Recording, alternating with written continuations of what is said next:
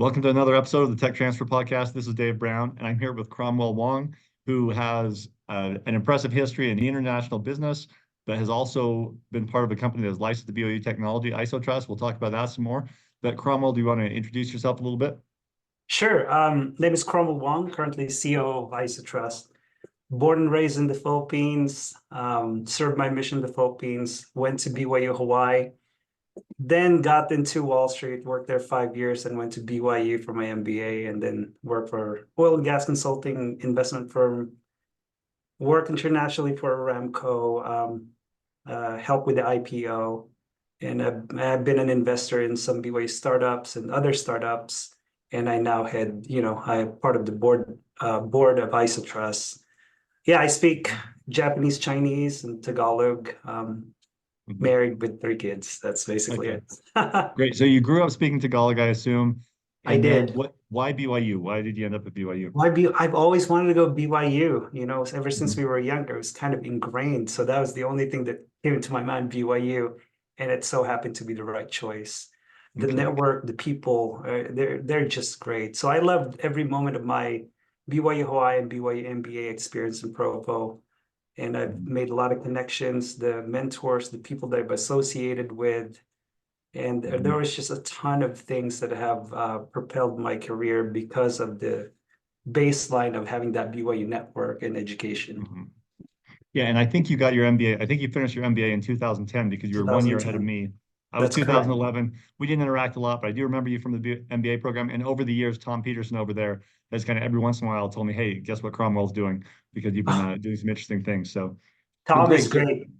oh He's yeah, one of my best mentors, and just the sound advice that you get from him is just amazing. he's really given me some good advice that's helped us make good decisions in tech transfer. So, much Yeah. appreciated.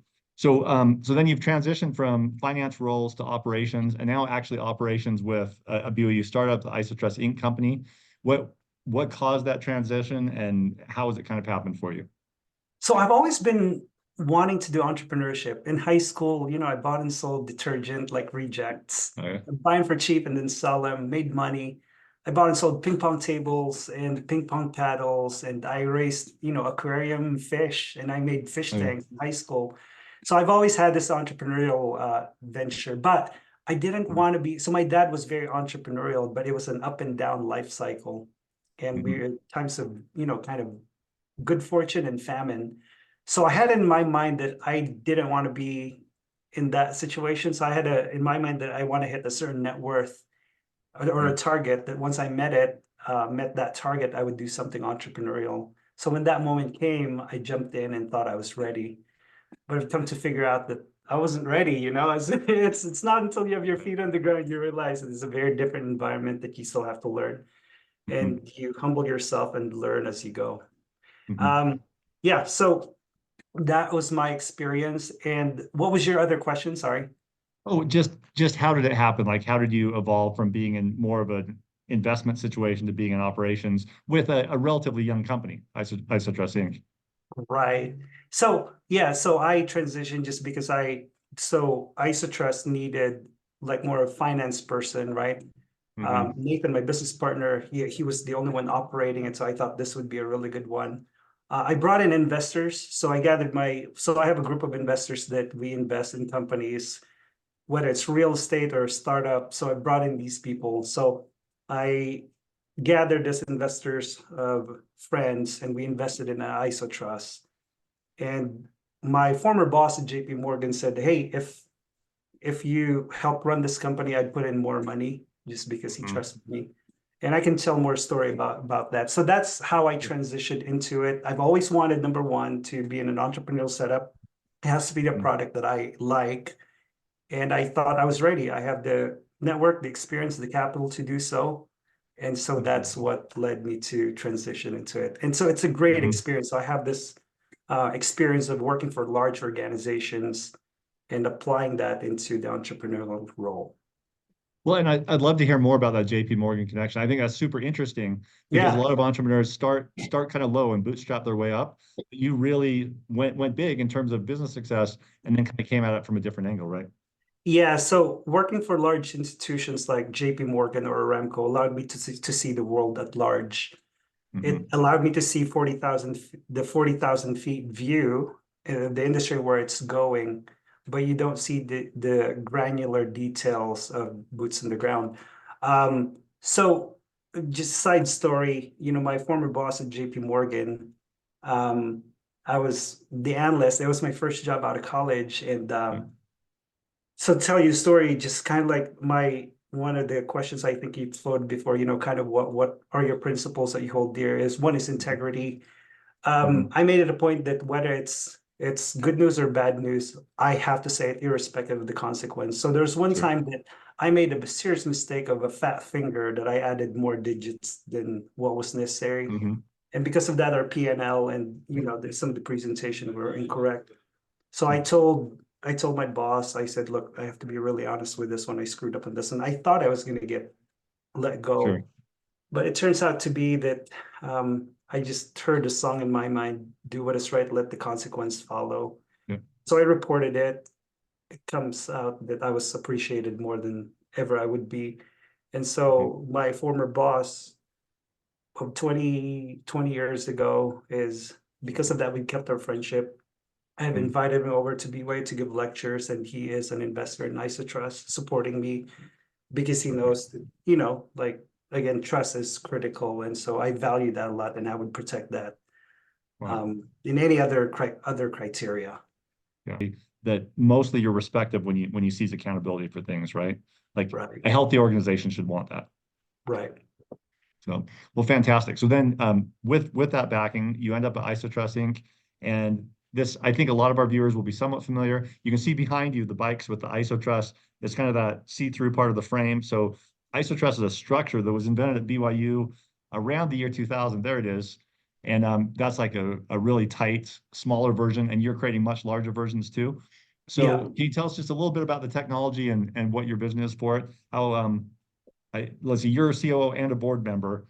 So yeah, what is kind of your vision for the company? Yeah, the strategic vision is that, so with the material of carbon fiber and with our design, we can create infrastructure that are up to 12 times stronger than steel, very lightweight, and to some measure degree, depending how long you use it, it's environmental friendly. Steel has been around for centuries, and it hasn't really kept up with innovation. And so we think that this one was lightweight, more durable, right? And you can use it in so many different applications and industries, from telecommunication to civil infrastructure to aerospace. So there's a lot of usage. So the goal is, how can we mass produce this in a way that we can lower our costs and our pricing so that it can gain more traction, right? So as Warren Buffett said, that it has to be the right product, good management leadership, and it should come at the right price. So the price is what we're working on right now. There's certain things that are developing in our company that we have this kind of goal to lower the cost of producing it in that way that we can mass produce it and enter the market, dominate the market. So that's what we're doing. Yeah, and so IsoTruss has been around for a while, and a couple companies have tried to produce it. And I think the challenge for people who have heard about it in the past, the challenge has always been creating it because of this complicated structure. But once you put it together, like you say, stronger than steel. I think I've seen telephone poles that you have up in Florida, like it can resist winds. But is the manufacturing process has been the hard part, right? Yeah, so the manufacturing process, we got that one down, though still we have certainly room for improvement for the manufacturing, but we are able to manufacture larger and larger structures. Just yesterday, we've done a test that twice exceeded the loading capability of what we were anticipating, industry standard wise. So that's really great. So yeah, we're looking into that and just expanding the making sure that, in any startup, there's always the technical risk and the market risk. Technical risk is you have to develop the product. The market risk is making sure that people actually buy and pay for it, right? If not, you just have an expensive toy kind of thing. So we want to make sure that those two, that we address the technical risk as well as the market risk. And on this side of the table in tech transfer, we talk about the same issues, like technical validation. Does this thing actually work? And market validation, do we think there's a market opportunity? But then you're out there interacting with the actual market and finding out for sure, right? Right, exactly. Okay. And so you mentioned Nathan, that's Nathan Rich, right, that you work with there, and another BYU alum, I believe. So how has your BYU education impacted the way you approach maybe IsoTruss or your career path as a whole? Yeah, so I went to BYU Hawaii for my undergrad and MBA from BYU. The education I gained from both BYUs was unparalleled, right? First is the emphasis on ethics of being honest. I think that's just ingrained, right? So when there's too much at stake, so what I learned is that when there's too much at stake, I shared with you an experience I had when I did the fat finger. I learned that it doesn't matter who's right, but what is right and truth. So when you acknowledge the truth, it allows for recognition to change faster, right? So I told you about my fat finger at JP Morgan. I was scared, but again, that's fundamental to gain trust. Irrespective of consequence, you have to tell the truth equally. From an entrepreneurship perspective, BYU is one of the schools that does a really good job in promoting entrepreneurship, right? So it punches above its weight level when it comes to unicorn status or producing unicorns. You Right. probably see this Stanford report that, Yeah. we're a small school with 3.5 million population in Utah, but we punch above our weight. Mm-hmm. So it is the embodiment of entrepreneurship. So that's how BYU influenced me. From a more personal perspective, I think about Brigham Young, the founder of, BYU, who's named after. Yeah. He was the consummate entrepreneur, if you think about it. He was told no corn would ever grow in Utah, yet he created a farming community in Utah. Mm-hmm. He created healthcare where there was none. He created Mm-hmm. farming. He created all sorts of communities that you would never have Totally right. expected to come out of like a high desert, right? Mm-hmm. So my point is that BYU and UT are home to like-minded entrepreneurs where failure is seen as a learning opportunity and for the next step for growth.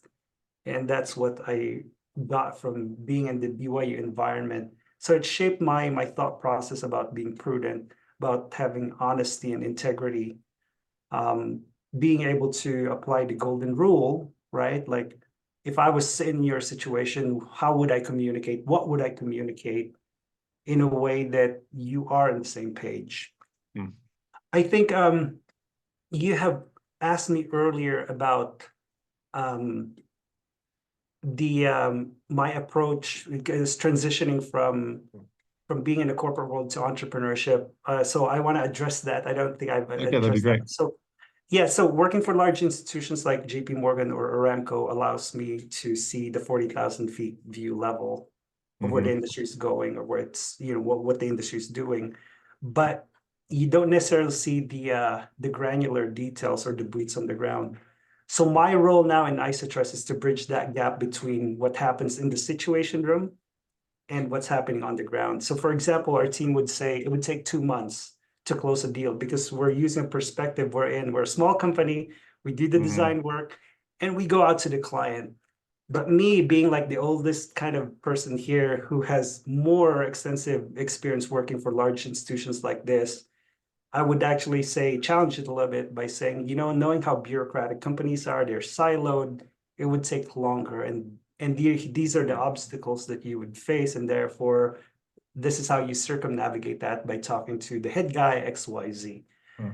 So that's one example. I think to home it in, let's talk about anyone here, person listening to your interview has probably seen at least one movie of Mission Impossible, right? Sure. So Yep. that's a really good example of like being in the situation room of boots on the ground. You have Benji and Luther. They're like in their cubicle, seeing the Right. map where he should go, right?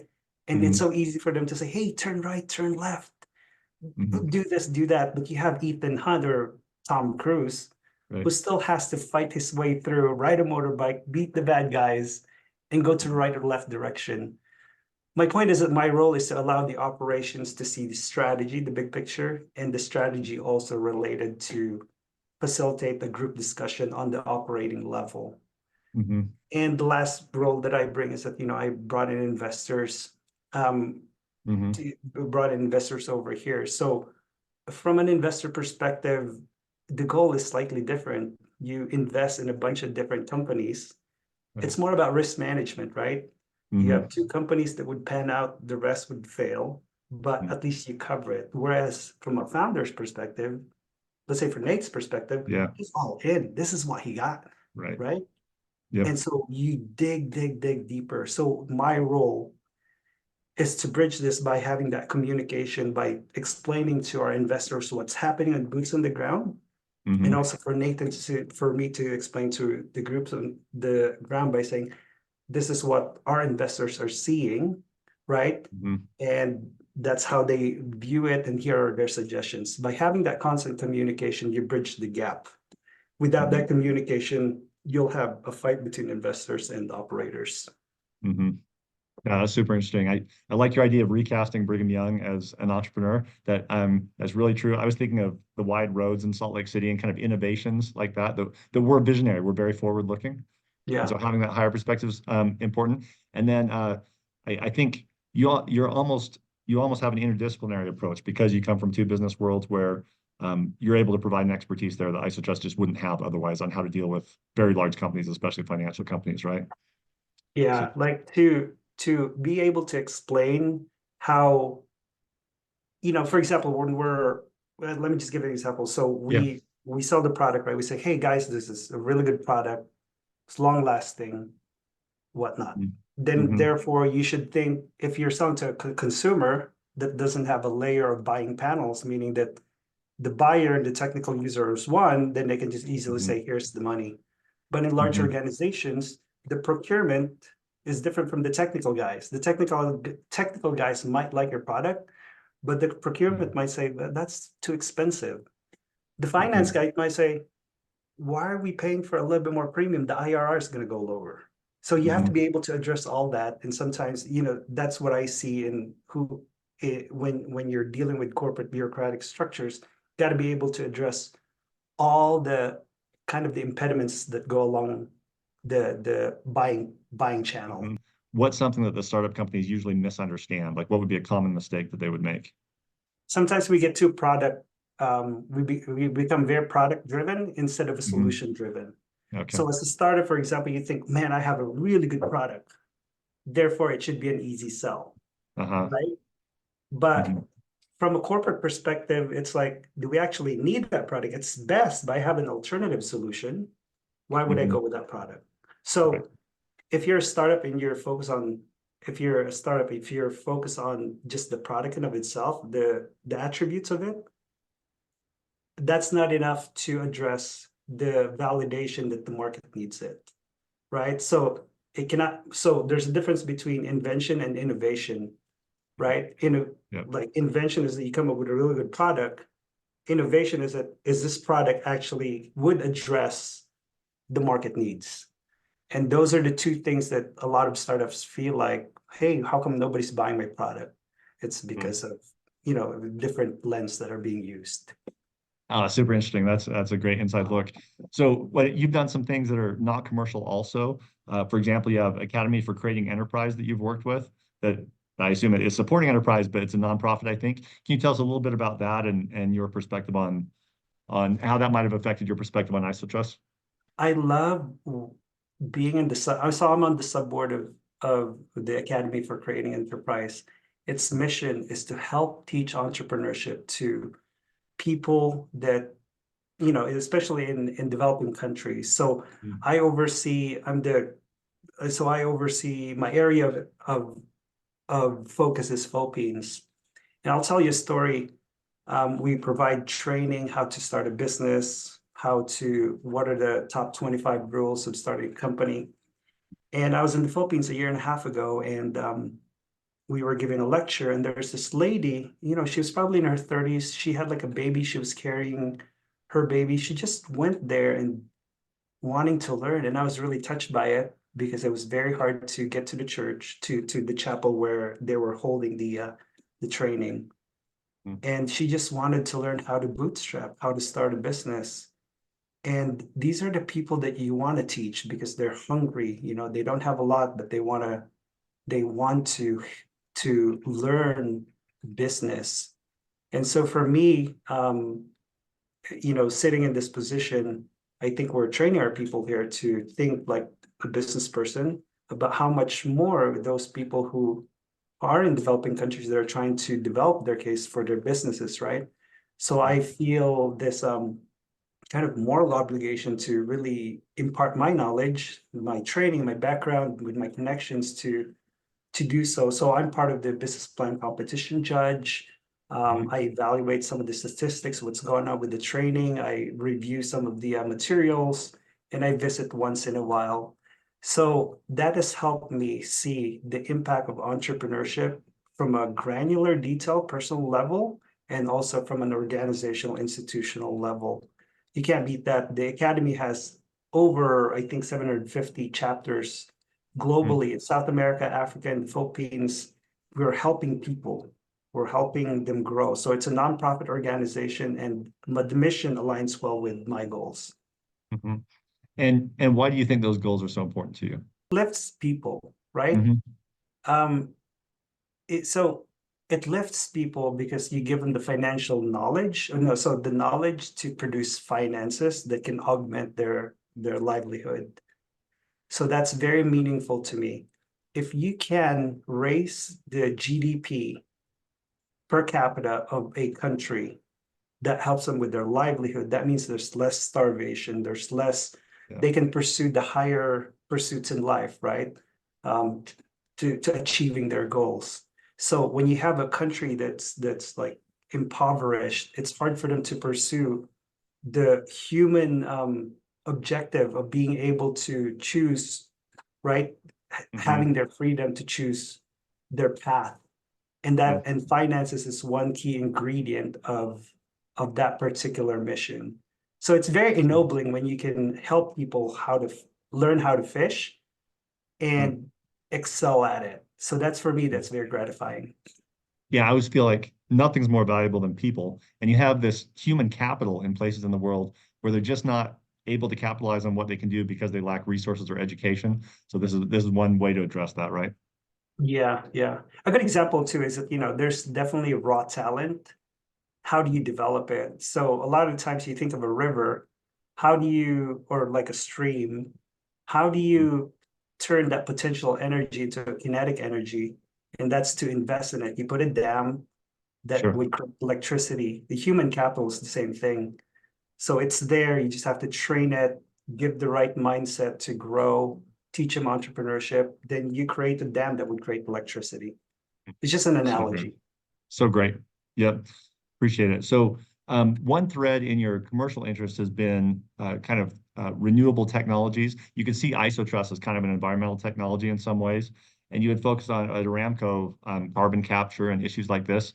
Is that with the, a lot of investors are focused on sustainability. How does IsoTruss kind of contribute to that movement, do you think? Yeah, so IsoTruss, as I mentioned earlier, depending on the use, the longevity, right? Because a typical, let's say, steel tower would, every 20, 30 years, you'd have to replace. With IsoTruss, with carbon fiber, they can last for 100 years. And so you don't have to keep on replacing the the usage of the tower. It can last for a real long time.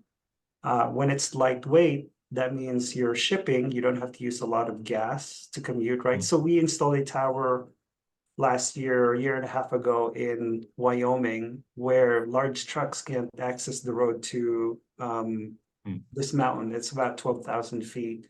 But we were able to carry our tower, which is a Ford 250, right? Nothing fancy, just Ford 250. So you save money on gas, less emission, it's lightweight, less pollution. We just came back from what you call a JEC, which is kind of like the Super Bowl of composites. We were in France, and people are developing like chassis for cars that are composite. And so, if it's lightweight, then you have more mileage per gallon. So we're part of that ecosystem. And so we're contributing to that. And UAMI, which is the Utah Advanced Manufacturing, Materials and Manufacturing, is a promoter of that. And we get grants from the state that promote this kind of environmental desires to be, protecting the environment. Okay, great. And do you feel like our consumers respond to that? Like, do your potential customers see that and think the environmental focus is one more reason to go with this product? It resonates, and it varies from region to region. In some areas, for example, in Asia, where even though there's a lot of money that's being promoted or invested, but the focus is cost, then it's not as valued as much. Whereas, let's say if you talk to somebody from France or Germany, where environmental concerns are key, then they would invest and they would, pay for some of these products. So it comes at a premium. It just depends who you buy or who you sell it to. So yeah, so there's some response, even in the United States, right? Like different states would have different requirements. California would, like if you think about Tesla is promoted in solar, there's subsidies. It just depends on who you're talking to and what their it goes back to the client. What does the client want? What's the most important pain point that you want to address? For France, they have a goal in 2035 to be carbon neutral. So that's huge. In Germany, the same thing. UK, like the whole European Union. So it comes to the need to balance cost and the benefits of your product. If someone were really interested in that angle and wanted to invest in IsoTruss Inc., is that a possibility, or are you guys done raising money and you're just kind of off and No, running so at this we are raising capital, right? As a point? start, you're always raising capital. We again, so we want to be able to like get to the next level of development. We're looking for investors, obviously, that are patient capital. We were just talking with the director of actually with family office over here. Okay. And usually when you're talking about tech, the expectation is 3 to 5 years, but in hard tech, you're talking about decades. And so that's why this UAMI and this Repatriation Act that was signed in Congress. So it's really to support hard tech and infrastructure, because in the US, we don't manufacture anymore. Everything is shipped to China or India Right. and Vietnam, because that's where all the money, patient capital is. Here, we're very focused on like software where you can code, change code. I'm not saying that's too easy, but the Sure. life cycle of software startup is shorter than a hard tech. So yeah, we'd love to have more investors in our, that is aligned with our mission and goal of developing an infrastructure, a manufacturing company that revolutionizes the use of advanced materials. And are you doing the manufacturing in the US? I'm not sure. We are manufacturing here in Utah, yes, in Okay. Springville, Utah.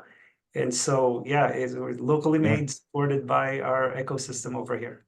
Yeah, and there's so some people would appreciate the made in America kind of angle to it as well. So That's great. right. Yeah. Good. Well, so I happen to know you were the president of the Entrepreneur Club back when you were at BYU Hawaii. So that's kind of the beginning of your entrepreneurial education. Yeah. And now you've done what you've done. So what advice would you give to BYU entrepreneurs or anyone who's just kind of starting out? Yeah. So I would say read as much entrepreneurial books you could read. I think the book by Nathan Fur and Paul Alstrom, Nail It, Scale It, is Yeah. really good. They really captured the essence of why you would start a business. Is there a need? Start small, but think big, right? Until you nail that small aspect, don't scale, right? Yeah. You got to nail the solution, the marketing, and your product before you scale. But think big, that you want to dominate the industry where you're going to be participating. You want to win in that particular segment or industry. The second one that I would say is that inspect more and assume less. And trust is key, but always validate and probe. Always ask questions. Because if you rely totally on trust, then you're going to have a lot of frustrations down the road. So I would say that the route that I've taken is different from others who just dive in and start a company, right? So for me, my advice is similar to what I did, is that I made a goal to reach a certain financial net worth before diving in. This way, I have more experience, capital, and net worth, that in case if nothing happens, then I would still be okay. But if in the event that it goes real well, then I just leverage off my existing worth. And so that's kind of like an epitome of my experience. That's my advice to anyone who's starting.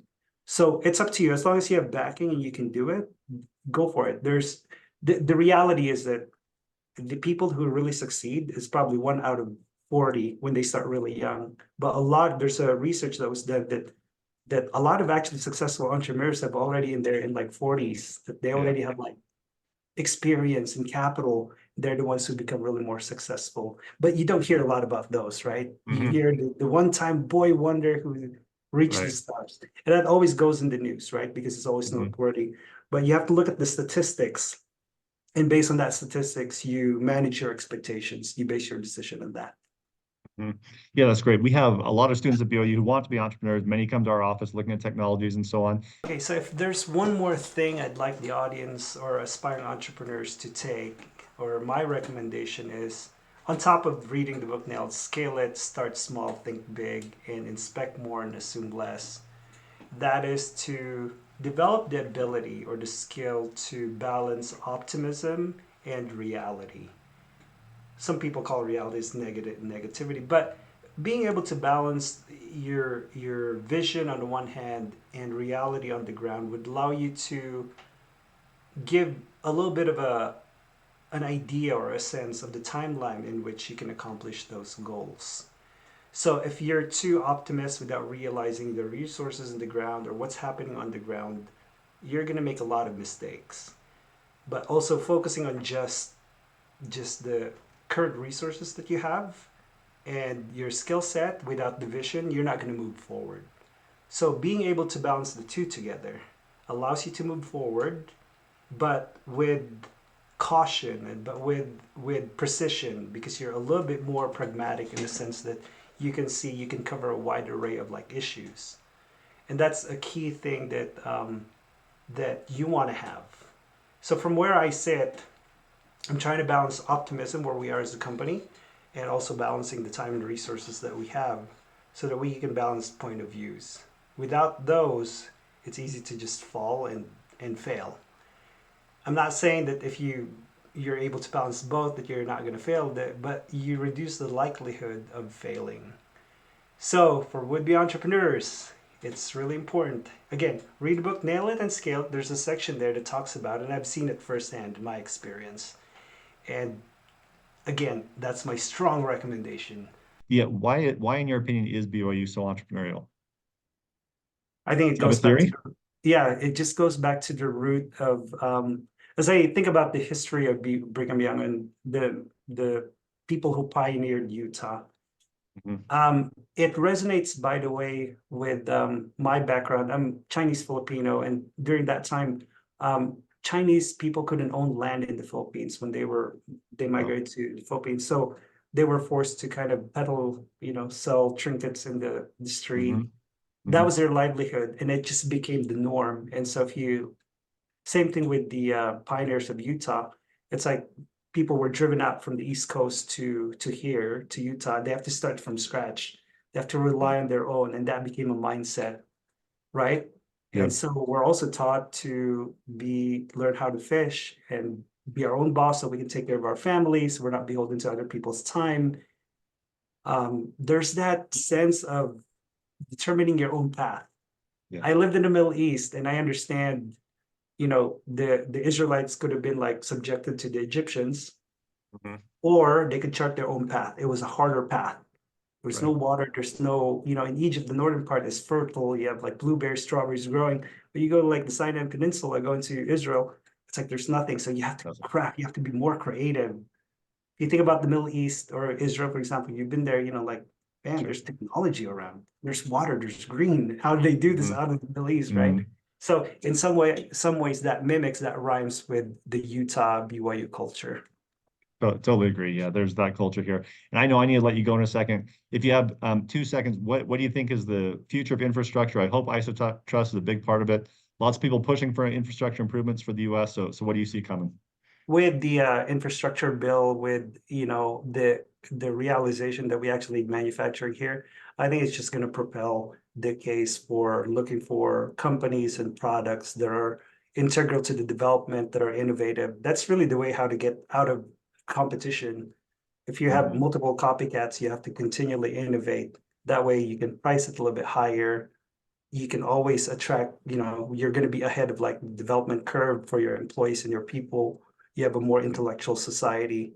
So I do think that that's going to happen. The future of, if you think about caravans and horses back then, or whale oil, It was replaced by crude oil, and now that's being replaced by battery. It's just the natural tendency of human being is to improve. Yeah. And, I think we're kind of at the forefront in the industrial sector. We're using carbon fiber, right, in our design, materially advanced. And it's just a matter of investment and being patient a little bit with it. Yeah. All right. Well, great. Well, this has been super interesting, Cromwell. Thanks for your time and what you're doing with IsoTruss, one of our great BYU companies. Really appreciate it. Thank you. Thanks, Dave. Okay. Thanks. Take care.